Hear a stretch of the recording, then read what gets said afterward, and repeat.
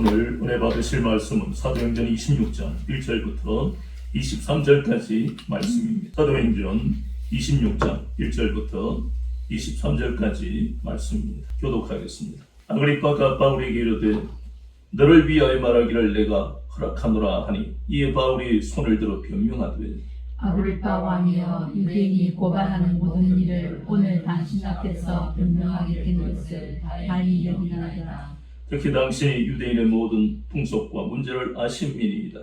그러므로 내 말을 너그러이 들으시기를 바라나이다. 내가 처음으로 내 민족과 더불어 예루살렘에서 젊었을 때 생활한 상황을 유대인이 다 아는다라. 일찍부터 나를 알았으니 그들이 증언하리 하면 내가 우리 종교의 가장 음한 팔을 따라 바리새인의 생활을 하였다고 할 것이라. 이제도 여기서 서서 쉬는 것은 하나님이 우리 조상에게 약속하신 것을 바라는 까닭이니 이 약속은 우리 12지파가 밤낮으로 간절히 하나님을 받들어 섬김으로 얻기를 바라는 바인데 아그리빠 왕이여, 이 소망으로 말미암아 내가 유대인들에게 고소를 당하는 것이니이다.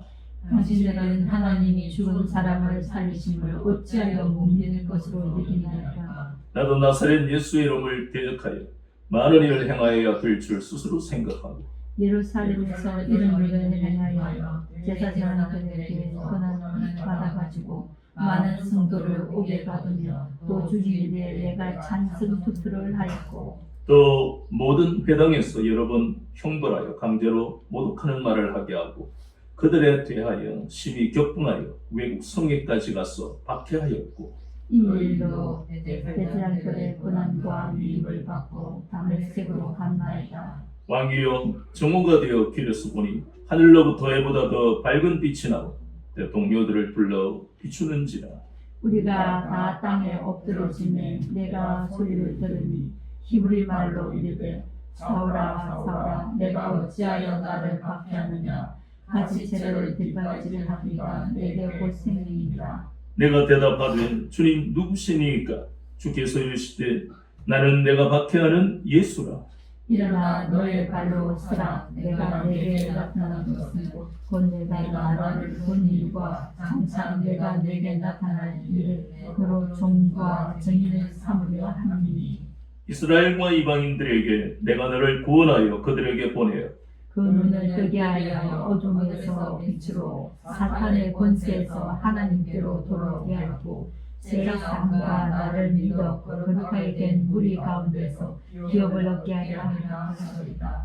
아그리빠 왕이여, 그러므로 하늘에서 보이신 것을 내가 거스르지 아니하고 먼저 다메섹과 예루살렘에 있는 사람과 유대인 온 땅과 이방인에까지 회개하고 하나님께로 돌아와서 회개에 합당한 일을 하라고. 유대인들이 성전에서 나를 잡아 죽이고자 하였으나 하나님의 도우심을 받아 내가 오늘까지 서서 높고 낮은 사람 앞에서 증언하는 것은 선지자들과 모세가 반드시 되리라고 말한 것밖에 없으니 같이요. 곧 그리스도가 고난을 받으실 것과 죽은 자 가운데서 먼저 다시 살아나사 이스라엘과 이방인들에게 빛을 전하시리라 함이니이다 하리라. 아멘.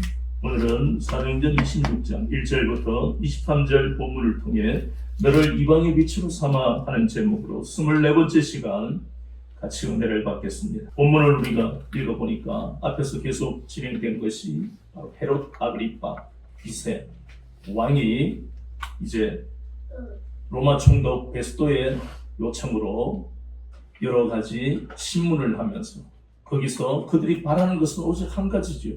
죄 없는 사람에게 어쨌든 죄목을 만들어야 되니까. 그리고 이것은 하기 싫지만 로마 총독이 황제의 그러한 대리로 와 있기 때문에 그들은 어쨌든 간에 베스토가 요청하는 것을 들어주려고. 그래서 아그리빠 왕은 유대 왕으로서 그 권력을 가지고 바울을 상대하는데 여기에서 보니까 이 바울을 대할 때에 동족으로 대하는 것이 아니라 죄인으로 대하고 있는 그 모습을 봅니다. 참 서글프기도 하고 안타깝기도 하죠. 왜냐하면 우리가 보는 이 두 사람, 헤롯 아그리빠 2세 왕과 그리고 바울이라는 이 두 사람을 우리가 보면서 이제 우리의 마음 속에는 세상의 인본주의라고 하는 그리스 로마의 그 헬라 철학이, 인본주의는 이제 우리 속에서 점점 사라져가고 있잖아요. 그래서 우리가 성경적 가치관으로 이 두 사람을 바라보니까 참 가슴이 답답한 거예요. 왜냐하면 이제 우리는 눈에 보이는 세계만 바라보는 사람들이 아니기 때문입니다. 생각해 보세요. 이 장면을 마주한 두 사람이, 한 사람은 신문하는 왕의 높은 보좌에 앉아있는 왕이고, 또 한 사람은 그렇게 신문을 당하는 죄수로서의 바울입니다. 그래서 아그리빠 왕의 입장에서는 나는 왕이고 저 사람은 죄수고 끊임없이 그렇게 생각할 것 아닙니까? 그런데 우리 눈에는 그렇게 보이지 않는 것이고 우리 주님은 또 그렇게 생각 안 하시는 것이죠. 여기에서 아그리빠 왕에게 바울이 이야기합니다. 우리 모든 사람이 다 알다시피 당신과 내가, 특히 당신은 유대의 풍속을 잘 알지 않습니까? 이 말은 유대교의 모든 절기나 유대교에 관해서는 잘 알고 있다. 당신과 내가 다 잘 알고 있다. 그런데 바울이 하지 않은 말을 우리가 짐작할 수 있잖아요. 당신과 내가 서 있는 자리는 신문하고 신문을 받는 자리인 것 같지만, 그러나 에베소서 2장 12절 13절을 보면 그리스도 밖에 있는 사람과 그리스도 안에 있는 사람의 차이만큼 멀리 있다. 바울은 그 말을 할 필요가 없는 거예요. 그 생각을 하지 않았습니까?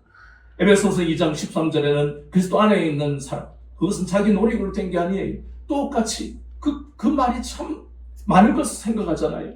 당신과 내가 유대교에서 유대교에 대해 너무 잘 알지 않느냐. 거기다가 바울은 유대교에 대한 열심히 특별했던 사람입니다. 그런데 이제는 그리스도 안에 있는 이 놀라운 영광을 내가 받고 있다. 오직 그리스도의 피로 나는 이제 그리스도 안에 있게 된다. 당신은 여전히 그리스도 밖에 있다. 바울의 시선은요, 뭔가 아그리빠 왕이 좋은 말 해주기를 바라는 그런 눈과 마음이 아니에요. 그 불쌍히 여기는 주님의 마음으로, 안타깝게 여기는 주님의 마음으로 바라보는 것이에요. 끊임없이 사도행전 24장부터 26장에 이르기까지 저 유대인들의 지도자라는 대제사장, 장로들 앞에서, 그리고 동족 그 유대인들 앞에서, 그리고 이제는 벨릭스 베스토라는 로마 총독 앞에서, 천부장들 앞에서, 유력한 자들 앞에서, 그리고 거기다가 헤롯 아그리빠 왕 앞에서 권력과 그러한 모든 좋은 것을 누리고 있는 사람들에게까지 하나님은 기회를 주시는, 과연 하나님은 모든 인생을 사랑하시는 분이 맞으시다는 거예요. 그래서 그 마음으로 지금 서 있는 것 아닙니까? 그래서 밖에 있는 그 아그리빠 왕이 비록 50년 동안 통치하게 되는 그런 영광을, 세상 영광을 누리는 왕이지만 당신은 그리스도 밖에 있습니다. 그리스도 밖에 있으면 저주받은 인생입니다. 바울은 그러한 마음으로 바라보고 안타깝게 여기면서 히브리서 5장 12절을 보면 우리는 아는 것이 바로 이 아그리빠 왕, 하나님을 아는 지식의 초보에 불과한 사람이다. 유대교를 알고 있지만, 그러나 유대교에서 대부분의 사람들이 그런 것처럼 그 구약 속에 감춰져 있는 예수 그리스도의 오심과 그리고 사역, 한마디로 우리는 복음이라 부르는 것을 전혀 알지도 못하고 듣지도 못한, 그래서 그럼에도 불구하고 하나님은 날마다 하나님을 아는 지식을 가지기를 원하는데도 그는 가지고 있는 권력과 물질을 가지고 온갖 더러운 죄악을 저지르는, 하나님 앞에서 죄인은 바울이 아니라 이 헤롯 아그리빠 왕이 바로 하나님 앞에 죄인이라는 것입니다. 바울은 자기 자신을 생각하면서 그 헤롯 아그리빠 왕과 베스도, 그리고 로마 천부장들과 유력한 자들 앞에서 그 짧은 시간에 자신의 그 기억을 스쳐가는 수많은 것들이 자기의 마음에 떠오르지 않았겠습니까? 그러면서 말하는 것 자체가, 나도 사실은 율법으로는 바리새인이다. 그리고 가말리엘 문화에 있는 사람이다. 나도 유대교를 열심으로 믿었던 사람이다. 자기 이게 전 뭐예요? 과거형. 당신은 현재 왕이지만 계속 왕으로 세상 왕으로 끝날 것 같이 생각하지만 아니다. 그러면서 넌지시 암시를 하는 거예요. 나는 과거에 나도 잘 나가는 사람이었다. 하나님을 아는 열심이 특징이었다. 그래서 모든 우리 유대인들이 생각하듯이 나도 율법을 바리새인이기 때문에 율법을 얼마나 잘 준수했는지 모른다. 그리고 율법과 할례가 바로 구원을 얻는 표시가 된다는 것을 나도 믿고 있었던 사람이다. 나는 유대인들이 그랬듯이 선민의식을 가지고 우월한 생각으로 살아왔던 사람이다. 이 과거형입니다. 모두가 과거형입니다. 거기다가 더해서 오늘 본문에 보니까 나는 하나님에 대한 열심을 가지고 있었는데 그것이 잘못된 열심이었다. 그리고 거기다가 그 열심으로 나는 주의 제자들을 핍박하고 우리가 잘 아는 사도행전 8장 1절과 3절에 보면 스데반 집사가 죽는 것을 마땅하게 여겼던 사람, 그 죽음에 찬성표를 던진 사람이 나다. 거기다가 사도행전 9장 1절부터 2절에는 대제사장의 공문을 가지고 다메섹에까지 가서 주의 제자들을 잡으려고 갔던 사람이 바로 나다. 우리가 예수님을 믿고 난 다음에 과거에 그러한 잘못된 삶을 살았던 것을 고백하는 것은 참 괴로운 일입니다. 그렇잖아요. 공식적으로 나와서 간증하는 사람들 보면 참 용기가 대단한 사람들이다 하는 생각이 들잖아요. 참 부끄러운 일이잖아요. 예수님 믿기 전에는 부끄럽지 않거든요. 왜냐하면 똑같이 죄를 지으면 똑같이 붉은색이 있고 검은색이 있는 속에 들어가면 그러면 죄의식이 없어요. 근묵자학이다. 그 말은 검은색이 있으니까 다 검은색으로 알고 있는 거예요. 근주자적이다. 붉은색 속에 있으니까 다 붉은색이에요. 그러나 이 바울처럼 우리도 예수를 믿고 난 다음에 그것이 얼마나 더러운 것인지, 얼마나 부끄러운 것인지 그것을 깨닫고 나기 때문에 과거형으로 돌려버리는 거예요. 이미 동의서에서 본 것 같이 우리의 죄를 기억하니 하시는 주님의 은혜를 고백할 뿐인 거예요. 그래서 이렇게 바울은 자신의 과거를 자랑스럽지 않지만 고백할 수 있었던 겁니다. 디모데전서 1장 13절에 나는 죄인 중에 괴수주의입니다. 내가 살았던 그 모든 것은 다 잘못된 것이다. 율법과 할례로서는 구원받을 수 없다.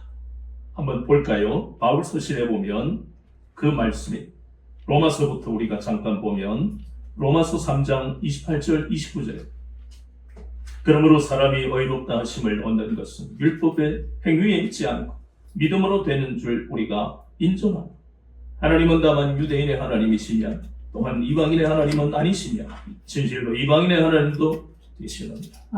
이것이 바울이 구원받고 난 다음에 깨닫게 된 것이에요.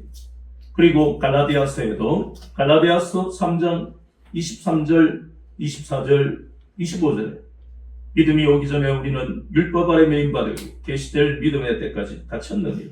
이같이 율법이 우리를 그리스도께로 인도하는 초등교사가 되어 우리로 하여금 믿음으로 말미암아 의롭다함을 얻게 하려 하니 믿음이 온 후로는 우리가 초등교사에 있지 아니하고 너희가 다 믿음으로 말미암아 하나님의 자녀가 되었다. 이 고백이 베스도 앞에서 헤롯 아그리빠 왕 앞에서만 그렇게 고백한 것이 아니라 로마서나 그리고 갈라디아서라는 서신을 통해서 수없이 많은 이방 그리스도인들에게 유대 그리스도인들에게 이 편지 복음을 전했던 겁니다. 확고한 구원의 그러한 확신뿐만 아니라 주님이 날마다 바울의 그 헬라 철학에 능통한 지식을 사용하셔서 깊이 있게 복음을 전하게 하신 겁니다. 얼마나 영광입니까?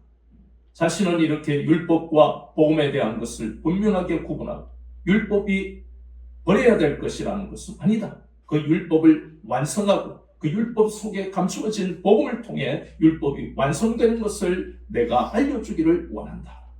거기다 더해서 우리가 보는 본문에 보니까 6절 말씀과 7절에 보니까 이제도 여기 서서 신문 받는 것은 하나님이 우리 조상에게 약속하신 것을 바라는 까닭입니다. 이 약속은 우리 12지파가 밤낮으로 간절히 하나님을 받들어 섬김으로 얻기를 바라는 바인데, 이 소망이 뭐냐? 모든 유대인들이 바라는 소망은 메시아 소망이지요. 나도 그 메시아 소망을 가지고 있었다. 그런데 나는 직접 만났다 이겁니다. 부활하신 주님을 만났다. 그래서 본문에 나오는 이 다메섹 체험에 대해서 얼마나 강하게 지금 역설하고 있는지 모릅니다. 그 메시아, 이미 예수님은 오셨다. 메시아가 오셨는데 그것을 깨닫지 못하는 그 모든 것은, 지식으로는 그들이 메시아에 대한 그런 소망을 가지고 있었지만, 그러나 그 속에는 뭐예요? 지식에 불과하고 그들의 이기심과 우월감이 결국은 눈을 가리워버리는, 예수님은 분명히, 아니 메시아는 분명히 이 로마의 지배를 받고 있는 우리를 정치적으로 구원하시기 위해 오시는 분이 메시아이신 거다, 이렇게만 생각하는 거예요. 그게 얼마나 무지합니까? 사무엘하 7장에서 하나님이 다윗에게 말씀하신 그 다윗 언약의 내용을 보면, 너희 집에서 너희 가문은 절대로 망하지 않을 것이다, 그 말씀을 보면 유대인들이 다윗 왕과 같은 사람이 오기를 바라고 그렇게 올 거라고는 알고 있어요. 그런데 누구라도 다윗 가문을 향해서 말씀하신 너희 가문이 망하지 않을 것이다, 안 망했습니까? 망해버렸어요. 그렇다면 왕으로 오시는 예수님이지만 이제는 그런 세상 왕으로 오시는 게 아니라는 걸 깨달아야 될 텐데, 지도자들이나 유대인들이나 자기 고집만 하시는 거예요. 아니야, 절대로 아니야, 왕으로 오실 거야. 이 이기심과 고집이 결국은 듣는 귀를, 들을 수 있는 귀를 잃어버린 것이에요. 우리도 우리 고집, 완고한 마음을 가지면요, 하나님의 말씀이 들어오지 않습니다. 거룩한 삶을 살 수가 없어요. 자기 고집대로 살아가는 거예요. 그래서 이 바울은 그러한 부활하신 주님을 다메섹에서 만나고 난 다음부터 내 인생이 완전히 변해요. 바울의 삶을 송두리째 변화시켜버려요. 이 고백을 지금 대단한 사람들 앞에, 세상 가장 높은 자리에 있는 사람들 앞에 고백하고 있는 것입니다. 이것은 바울만의 삶이 이런 것이 아니지요. 구약에도 수십 많은 사람들이 하나님의 은혜로 달라진 그 인생을 고백하는 대목이 얼마나 많은지 모릅니다. 대표적인 첫 번째 인물이 바로 우리가 잘 아는 창세기 28장의 야곱입니다. 야곱은 태어나기 전부터 복을 받은 사람이잖아요. 그가 그 대단한 이삭, 그리고 할아버지 아브라함이라는 믿음의 조상이라는 이 위대한 가문에 태어날 줄 어찌 알았겠습니까? 그런데 로마서 9장을 보면 그렇게 태어난 것과 관계없이 야곱은 하나님이 택하시고 에서는 하나님이 버리십니다. 이것은 자신들의 어떤 선택과 전혀 관계없는, 내가 저 대단한 가문에 태어난다고 태어난 것도 아니고, 그러면서 로마서 9장에 말씀하시는 것은 하나님은 토기장이실 때 어떤 그릇은 귀하게 쓰기도 하지만 어떤 그릇은 그냥 깨어서 버리는 그릇도 있다. 이 말씀은, 이 선택은 전적인 하나님의 은혜로, 하나님의 주권으로 되어지는 것이다. 그래서 우리가 야곱과 에서를 보면 그런 집안인데도 불구하고 하나님 앞에 얼마나 죄를 짓습니까? 아버지를 속이고 하나님을 속이는 거예요. 그래서는 안 되는 거잖아요. 그걸 부모에게 교육 안 받았겠습니까? 이삭과 리브가가 어떤 사람들입니까? 그 모리아산 정상에서 아버지 앞에서 제물되는 것을 뒤늦게 깨닫고도 그냥 체념한 것이 아니라 순종하는, 아버지에게 보고 배운 것을 그대로 자기 것으로 만드는, 그가 순종하는 것을 어릴 때부터 스스로에게 아버지가 시킨다고 되는 게 아니잖아요. 로마서 9장이 그 말씀인 거예요. 우리가, 하나님이 우리를 선택하셨다 할지라도 우리가 그것을 감사하고 순종하는 삶을 살아가는 것은 대단히 중요한 것이에요. 하나님이 우리에게 왜 인간에게 자기 의지를 주셨겠습니까?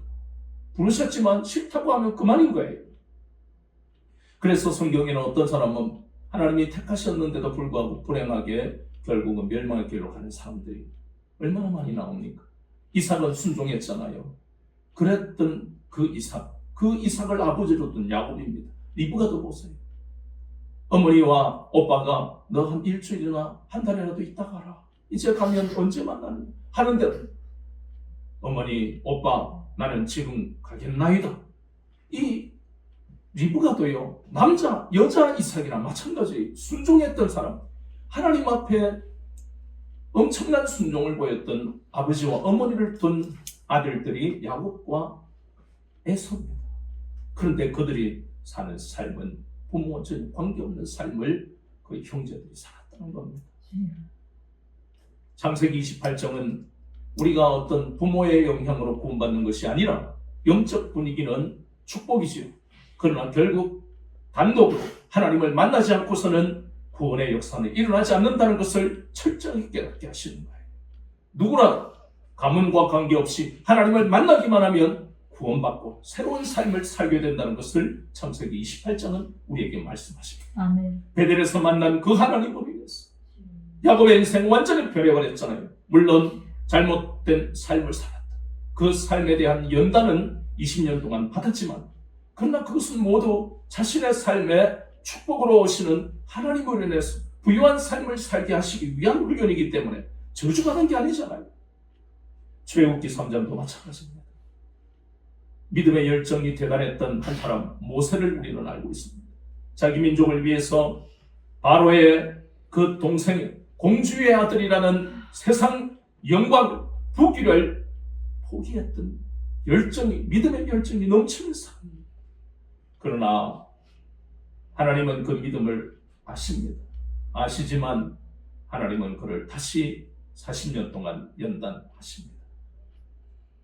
사실상 그렇게 연단을 40년 동안 하셔야 될 이유가 우리 인간들이 생각할 때는 없지만 하나님은 그 모세를 40년 연단하셨어요. 합치면 80년이에요. 그것을 통해 그 바로의 죄의 종으로, 바로의 종으로 사로잡혀 있는 그 300만 명이 가까운 그 히브리인들을 구원해내기 위해서 철저하게 모세를 훈련하시고 또 훈련하시고 하나님은 그렇게 쓰시려고 연단하시고 그 장면이, 만나는 그 장면이 미디안 광야에 있다가 시내산에 올라갔습니다. 떨기나무에 타지 않는 불 가운데서 나타나신 그 하나님을 만났던 그 모습. 그래서 그의 삶이 완전히 변해버린 거죠. 우리가 잘 아는 사사기 6장에도 미디안의 그런 종으로 살아가던 참 어처구니 없게도 적과 꿀이 흐르는 땅으로 하나님이 보내셨는 몇 세대가 지나지 않았어 그 미디안 족속의 종이 되어버린 그런 안타까운 장면에서 하나님은 기드온이라는 사람을 큰 용사로 부르시잖아요. 우리가 생각할 때 큰 용사는 엄청나게 믿음이 좋은 사람이어야 되는데 그 이야기가 참 이상해요. 기드온은 얼마나 겁이 많고 의부단한지 포도주 틀에서 곡식을 타작하는데 포도주 틀은 우리가 알다시피 포도주 틀이 땅에 이렇게 파잖아요. 그래서 그냥 구멍이나 마찬가지 밑바닥에 있는 데서 그 숨어가지고 미디안이구나.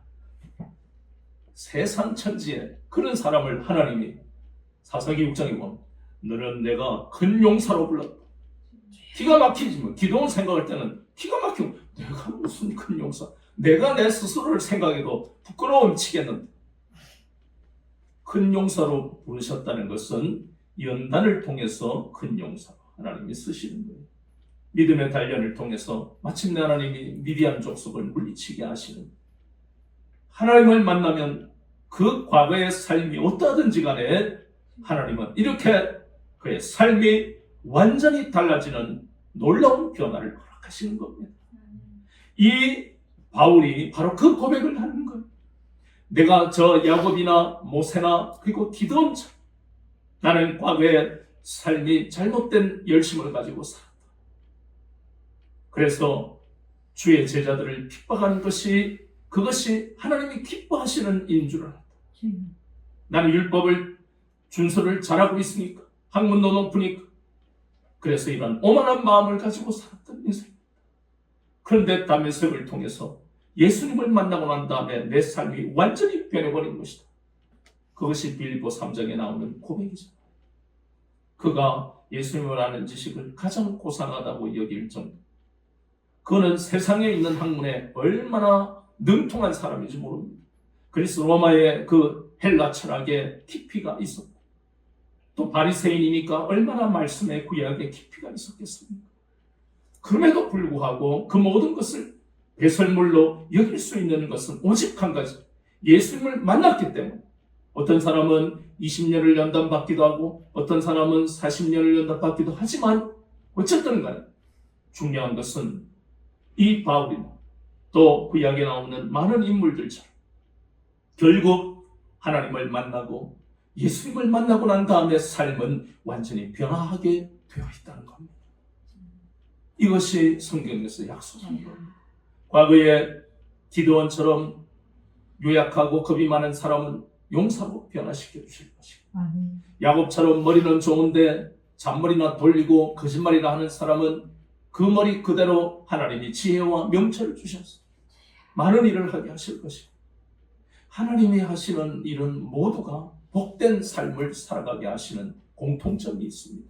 능력의 삶을 살게 하시는 공통점이 있다는 것입니다.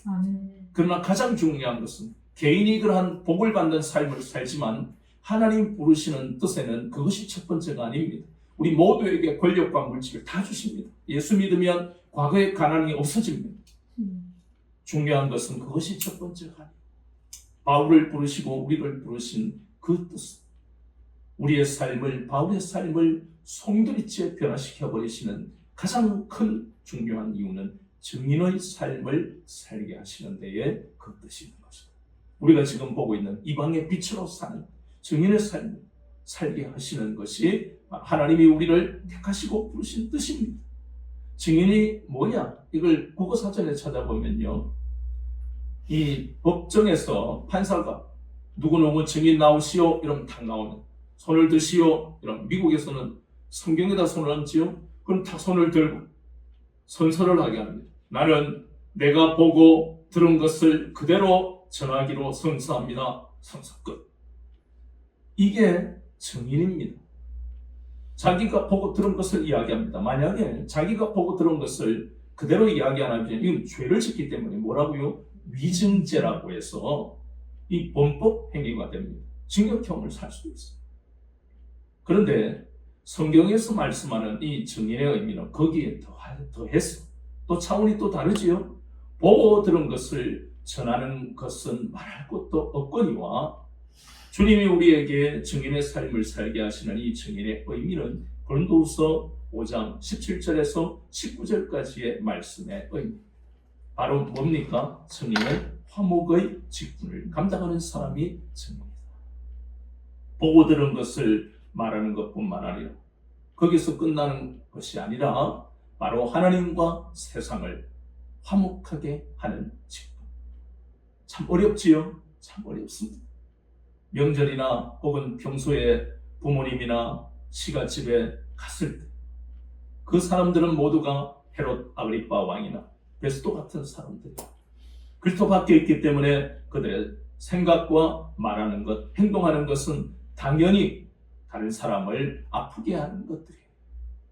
왜냐하면 그들은 살리는 것을 모르고 살리는 삶을 살지 않고 있기 때문에. 그런데 그들에게 보고 들은 것을 전하는 것은 결코 쉽지 않겠지요. 그러나 그것보다 더 어려운 것은 보고 들은 것을 전하면서 그들을 하나님과 화목하게 참아야 되고, 또 살리는 말을 해야 되고, 그냥 막 성질이 그냥 뚜껑이 확 열리는 말과 행동을 할 때도 참아야 되고, 그리고 삶의 올바른 방향을 소개해 줘야 돼요. 내 삶을 이렇게 살아보니까 하나님이 이렇게 역사하셨습니다. 내가 얼마나 못된 성질이고 얼마나 나쁜 버릇을 가지고 있었는데 하나님이 나로 이렇게 고치게 하셨습니다. 그럼 그리스도의 편지가 되고 향기를 풍겨야 되니까 결코 보고 들은 것도 전하는 것이 쉽지 않지만 그것보다 더 어려운 것은 화목의 직분을 감당하는 것 더 어렵다. 그래서 세상의 증인의 의미는 국어사전에서 그렇게만 나오지만 성경에서 말씀하는 증인의 삶은 바로 화목의 직분, 제사장의 직분을 감당하는 것입니다. 그리고 이것이 바로 증인의 역할, 그리고 증인의 사명이라고 하는 겁니다. 쉽게 말해서 예수 그리스도의 복음을 위해 예수 그리스도의 복음을 전하면서 화목의 직분을 감당하기를 순종하는 것이 바로 이것이 증인의 역할이라고, 혹은 다른 말로 증인의 사명이라고 하는 겁니다. 보고 들은 것을 전하는 것은 세상 사람도 위증죄에 걸리지 않기 위해서 합니다. 그러나 화목의 직분을 감당하는 이 일에 내가 순종해야 되겠다 하는 것은 결코 쉽지 않습니다. 바울은 순종했기 때문에 자신의 모든 자존심, 체면, 모든 것을 내려놓고 죄수의 신분이 된 것을 도리어 기뻐하는 이런 마음을 가질 수 있었던 겁니다. 나를 불러서 예수 그리스도의 복음을 증거하는 증인으로 삼으셨다는 그 놀라운 은혜만 해도 감격이 되고 감사가 되기 때문에 이 일을 자신은 감사함으로 감당하고 있는 것입니다. 그렇다면 우리도 우리 스스로를 돌아보고 우리도 바울과 똑같지 않아요? 저 모세처럼 혹은 야곱처럼 기드온처럼 우리가 주님을 먼저 찾은 것이 아니라 우리가 하나님을 먼저 택한 것이 아니라 주님이 우리에게 먼저 찾아오셨고 죄의 자리에 있던 우리를 은혜의 자리로 인도하신 그 은혜를 우리가 생각한다. 우리의 삶을 변화시켜서 복된 삶을 살게 하시는 그 은혜를 우리가 생각한다. 현재 우리가 고난을 당하고 있고 앞으로 우리가 또 고난을 당한다 할지라도 우리에게 맡기신 그 화목의 집, 목자를 잃어버리고 생명의 길을 잃어버리고 방황하는 인생, 그리고 이제는 십자가를 지고 가다가 십자가를 던져버리고 뒤돌아서 세상으로 가고 있는 사람, 구원받기로 예정되어 있는 그 사람들을 향해서 우리는 이 길을 걸어가야 되는 겁니다. 화목의 직분으로 이방의 빛으로 부르신 그 주님의 은혜를 억지로 감당해서는 안 됩니다. 감당해야 할 이유가 산처럼 쌓여 있잖아요. 그리고 그것을 감당하기로 순종하기만 하면 모든 환경은 하나님이 열어주시는 겁니다. 우리 속에 남아있는 세상 속에서 살던 그 잘못된 가치관, 사고방식을 내려놓기를 작정하기만 하면 성령님이 오셔서 그 완고하고 오랫동안 묵혀있던 것 같은 것들이 하나하나 떨어져 나가는 것을 체험하게 돼요. 우리의 생각이 달라지고 우리의 행동이 달라지고 우리의 언어가 달라지고 우리의 바라는 그 가치관과 사고방식이 달라지고 우리 속에 있는 샤머니즘적 기복주의가 떨어져 나가고 유교적인 권위주의가 떨어져 나가고 그리고 우리 속에 있는 성공과 출세를 향한 그 번영주의가 떨어져 나가고 그래서 온전히 예수님으로 충만해지는 삶을 사는 놀라운 역사들이 일어난다는 것입니다. 이것이 바로 천국을 사는 거예요. 무슨 일을 만나도 기쁨과 즐거움과 기대와 소망이 우리 속에 있게 되고 우리가 때때로 과거의 그 가치관이 우리 속에 나타나고 말로 우리가 범죄할 때 빨리빨리 우리가 돌이킬 수 있도록 하나님이 우리를 간섭하시는 삶을 사는 놀라운 인생이 이제 시작이 되었다는 것입니다. 이 은혜를 주신 것을 잊지 마시고 바울처럼 자신이 가진 것이 이제는 자랑거리가 아니라